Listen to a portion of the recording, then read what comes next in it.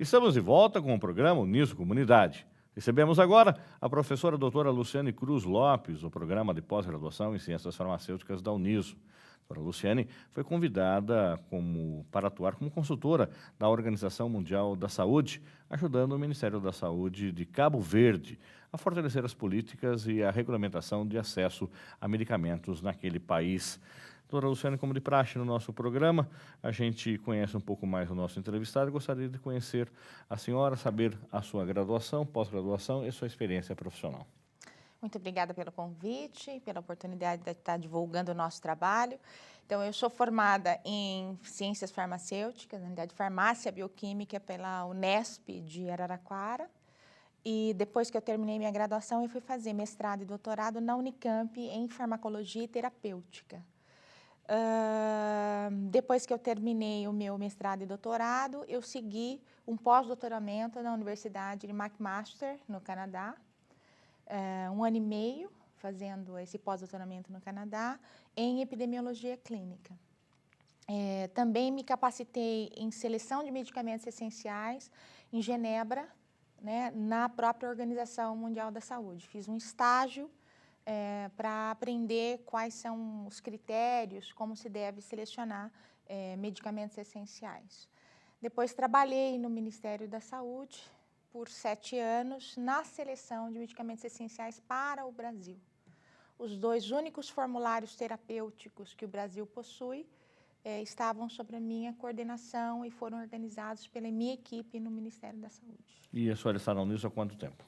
Eu entrei na Uniso em 2003 e fui trabalhar no Ministério da Saúde com apoio da Uniso em 2005. Então, eu fiquei no Ministério da Saúde como consultora de 2005 a 2011.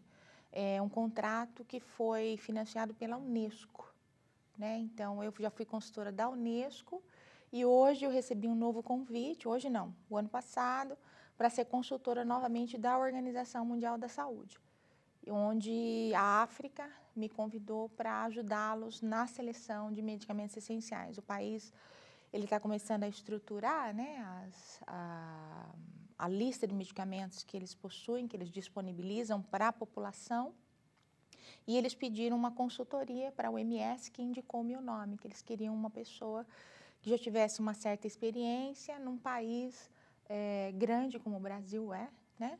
E para ajudá-los nessa empreita, né? Então, eles estão começando agora nesse processo de seleção. A senhora voltou recentemente de Cabo Verde. Qual foi a atuação específica que a senhora fez lá com a regulamentação de acesso a medicamentos? Então, eu fui convidada pela diretora do Cabo Verde departamento... fica na África, só para me lembrar, né? É na África, Na Cabo África, Verde, tá. isso. Eu fui convidada pela diretoria da farmácia, indicada pela Organização Mundial da Saúde, junto ao Ministério da Saúde de lá. Então, em reunião com o ministro da Saúde, que é uma ministra lá em Cabo Verde, e com a diretora, eles me pediram, eles tinham uma lista de 1.486 itens que eles financiavam para a população. Eles não têm indústria própria, então tudo eles importam da Europa e recebem muitos financiamentos da Organização Mundial da Saúde, mas eles não têm um critério para financiamento de medicamentos. Então, se um médico prescrevia, mesmo que seja um medicamento que acabou de sair sem nem muita evidência de benefício, eles financiavam. Então, o que eles me pediram era para pegar essa lista de 1.400 itens, né, e selecionar com base em critérios de evidência, de eficácia e segurança e custo, porque na realidade não é custo barato, mas é custo efetivo, é aquele que é um custo-benefício.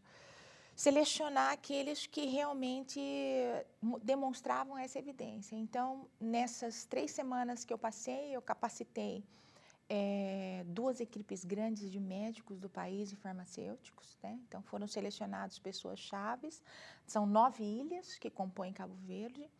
Então, eu fui dar treinamento em algumas das ilhas para esses médicos e esses farmacêuticos, para eles entenderem o processo de seleção de um medicamento para uma prescrição ou medicamentos para ser financiado por um país. Eu tentei sensibilizar ao máximo a classe médica de que Se eles não se responsabilizassem pela prescrição, eles iam quebrar a saúde pública de Cabo Verde. Então, passei os critérios, trabalhei um pouco com evidência, né, formação, tentar informá-los e formá-los no sentido de selecionar melhor a prescrição, o medicamento que vai ser prescrito. E a partir daí, capacitei a equipe do Ministério da Saúde para eles entenderem o processo de seleção de medicamentos essenciais. Então, nós conseguimos chegar numa lista com 398 itens. De 1.400? De 1.400. Praticamente 1.000 itens, mais de 1.000 itens foram excluídos. Porque eram itens que não tinham benefício, eram medicamentos que tinham acabado de sair no mercado, a gente não sabe qual é a toxicidade disso, né? E itens que, por exemplo, entre um omeprazol, um lansoprazol, um pantoprazol, são medicamentos que têm a mesma eficácia, o mesmo benefício, o mesmo risco, só que um lansoprazol é mais caro que um omeprazol. Um pantoprazol é mais caro que um lansoprazol. Um esomeprazol é mais caro que um omeprazol. Enquanto o omeprazol você pode encontrar por R$2, um pantoprazol você vai achar por 10, 15, 20 reais. Por que comprar o mais caro? Por que usar o mais caro se eu posso usar? Se a eficácia pode ser a mesma.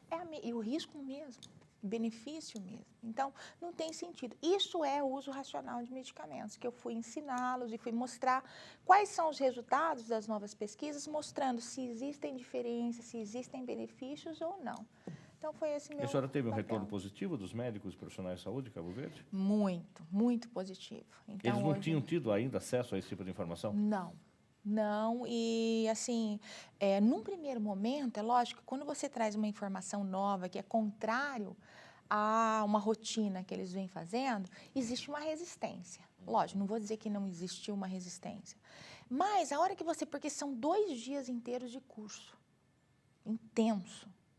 Então, a hora que eles terminam o final do curso, eles se dão conta que eles precisam rever a prática e que eles têm um papel importantíssimo na saúde pública. Então, a gente sai de lá muito contente, né? Porque a gente quer mostrar um pouco que eles são copartícipes dessa história de Cabo Verde, né? Então, montamos uma rede de comunicação, a gente se comunica. Toda vez que sai um artigo interessante, eu mando para eles me devolvem agradecendo ou dizendo o que eles modificaram da prática deles. E agora eu vou voltar para Cabo Verde, vou voltar mais 2 vezes. A OMS já me mandou uma carta, né, agradecendo a minha participação, a ministra da Saúde também.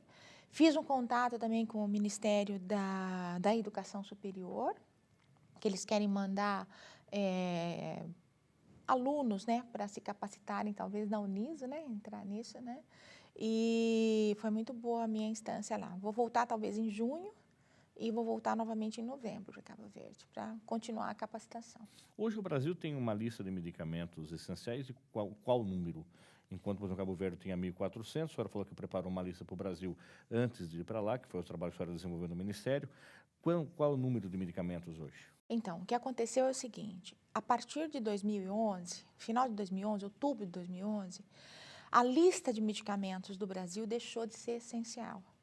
Ela é uma lista que, embora seja denominada RENAME, Relação Nacional de Medicamentos Essenciais, não se compõe de medicamentos essenciais. Ela se compõe de medicamentos, todos os medicamentos que são financiados pelo Sistema Único de Saúde do Brasil. Então, existem medicamentos lá. Essa lista não foi feita pela minha equipe. A lista que foi feita pela minha equipe não foi publicada. Ela foi entregue para o Ministério da Saúde e não foi publicada porque a política mudou. Então, a lista atual do Brasil tem 810 itens. Desses 810 itens, nós sabemos que muitos não têm evidência. Muitos não têm. Quando a senhora fez a lista com a sua equipe, esse número era de quantos? Era de 397. E aí já está em 810 e a senhora acha que não tem evidência muito desses medicamentos? Muito não tem. O Ministério da Saúde, quando selecionou essa lista, não usou a minha equipe, usou uma outra equipe, que usou uma outra lógica de seleção, né? Usou a lógica do financiamento, não usou a lógica da essencialidade. Então, muitos medicamentos ali foram retirados da lista anterior que eram essenciais, né? Pode-se citar a dalteparina, que é um medicamento essencial, né? e que hoje em dia não pertence à lista de financiamento. Então, houve um retrocesso num determinado momento, porque a OMS, a Organização Mundial da Saúde, ela diz que uma das formas de você favorecer o acesso a medicamentos é manter uma lista de medicamentos essenciais. Quer dizer, você, com a lista de essenciais, você diz aquilo que o Brasil vai ter que produzir, aquilo que é essencial, aquilo que vai ter que ir para pesquisa, para desenvolver formas farmacêuticas mais adequadas. Então, a lista de essencial é fundamental para um país. Então, a política mudou e mudou a lógica da seleção no Brasil, infelizmente. Foi um retrocesso de 20 anos. Professora, com relação à sua ida também ao exterior, a senhora está já com uma data prevista para ir para a Universidade de Guadalajara, no México, onde a senhora vai também ministrar lá cursos para os profissionais de saúde, médicos e farmacêuticos. Especificamente, qual é esse tipo de curso? Inclusive, a senhora estava comentando que é a possibilidade de um intercâmbio com a Universidade de Sorocaba. Então, muito interessante. Eu tenho colaborado com algumas universidades da Europa, Universidade de Nova Lisboa, em Portugal, Universidade de Salamanca, Universidade de Sevilha, Universidade da Birmania, nos Estados Unidos, e a Universidade McMaster, no Canadá. E, recentemente, eu recebi um convite da Universidade de Xochimilco e na Universidade de Guadalajara, no México. Eu já fui 2 vezes para a Universidade de Xochimilco, onde eles querem iniciar um trabalho de cooperação, de formação de pesquisadores. A mesma coisa em Guadalajara. Então, é a primeira vez que agora que eu vou estar indo para Guadalajara, vou sair agora no próximo dia 24, e eu vou capacitar, particularmente farmacêuticos e médicos, na seleção de medicamentos para compor listas hospitalares. Então, como fazer a seleção de medicamentos para um hospital? Né? Então, a minha capacitação toda na OMS e tal é na seleção de medicamentos com a melhor evidência. Né? Então, vou capacitá-lo, vou capacitar também alunos de graduação do último ano, para olhar um pouco essa parte, critérios de evidência, de benefício, de risco, na seleção de medicamentos. E vai ter uma oficina, um dia inteiro, só com os professores pesquisadores de lá, que eles querem que a gente capacite em uso racional de medicamentos, que é a linha de pesquisa da Uniso, né? Do nosso grupo da Uniso, coordenado pelo professor Silvio Barberato. Então, nós vamos, junto com um colega do Ministério da Saúde do Brasil, nós vamos capacitar esses pesquisadores e vai iniciar uma parceria com a Uniso. Então, 2 dos pesquisadores de lá, financiado pelo governo do México, vão estar visitando a Uniso, fazendo estágio na Uniso durante 1 mês em agosto, para aprender a trabalhar com pesquisa em uso racional de medicamentos no nosso mestrado em ciência farmacêutica. Qual é o conceito do uso racional de medicamentos? O que é esse uso racional de medicamentos? Usar o medicamento quando necessário, na dose apropriada, na frequência apropriada, na duração apropriada, com uma indicação apropriada. Essa é a definição da Organização Mundial da Saúde. Quer dizer, usar o medicamento se ele é realmente necessário para a sua condição de doença. Você tem uma doença, você só vai usar se for necessário. E quando você não tem uma contraindicação. Inclusive, a gente estava conversando agora há pouco com a doutora Daniele Junqueira, que também é do mestrado em ciência farmacêutica, você que está acompanhando o programa desde o começo, ela também tem pesquisas desenvolvidas nessa área, e ela está falando exatamente sobre isso. De repente, medicamentos que são dados por um especialista, que não sabe do medicamento dado pelo outro especialista, acaba criando um sério problema, até intoxicação desse paciente pelo uso de medicamentos que vão aí ser ministrados de forma errada ou junto com outros medicamentos. Isso é o uso racional, saber o que o paciente está tomando e, consequentemente, ministrar isso de forma correta. Caso contrário, você vai dar um médico dá um medicamento, o outro dá outro medicamento, e o pior, que eu estava até comentando com ela, é quando o paciente, por conta própria, toma um terceiro, porque a comadre, o compadre, falou que fez bem, e aí acaba criando mais confusão ainda. É isso? É isso mesmo. Então, na realidade, a gente fala que, hoje em dia, o paciente tem que ser cuidado. A gente não cuida da doença, a gente cuida do paciente. É uma das premissas do Ministério da Saúde, que é uma das tendências fantásticas, né, que é o cuidado integral daquele paciente. Né? Então, ao atender um paciente, entender por que ele está ali. né? O que está acontecendo? Qual é a doença que ele tem realmente, né? Porque muitas vezes uma colite é um sintoma de depressão. E às vezes você trata a colite, mas você devia estar tratando o quadro psíquico do paciente. Então, entender se aquele paciente está carente, ou se ele está precisando de um outro tipo de apoio. Então, Não necessariamente até de medicamento? não necessariamente medicamento. Então, isso é importante, mas a medicina está muito focada hoje em dia na doença. Então, a humanização no tratamento também é importante. É muito importante, é muito importante. E ainda, o Sistema Único de Saúde, ele tenta fazer isso, mas é muito difícil. Nós temos uma demanda muito grande, tanto é que surge o programa Mais Médicos, né? E mesmo com mais médicos, você precisaria de um suporte mais integrado, por exemplo, de psicólogos, nutricionistas, farmacêuticos, que, infelizmente, o SUS ainda não consegue trabalhar de forma integrada, entendeu? Então, às vezes, é muito difícil uma equipe, com a rotina do dia a dia, trabalhar de uma forma integrada para assistir o paciente, né? Então, eu acho que o Programa Saúde da Família é espetacular, ele tenta fazer isso, mas ainda nós precisamos avançar um pouco mais, né? Para entender o que está acontecendo com esse paciente e também esclarecer a população. Eu acho, Fernando, que falta um pouco de esclarecimento no povo brasileiro. Então, o povo brasileiro precisa compreender alguns tipos de medicamentos, quais são os riscos que aquele uso da automedicação. Existe automedicação responsável, mas existe também automedicação irresponsável. Então,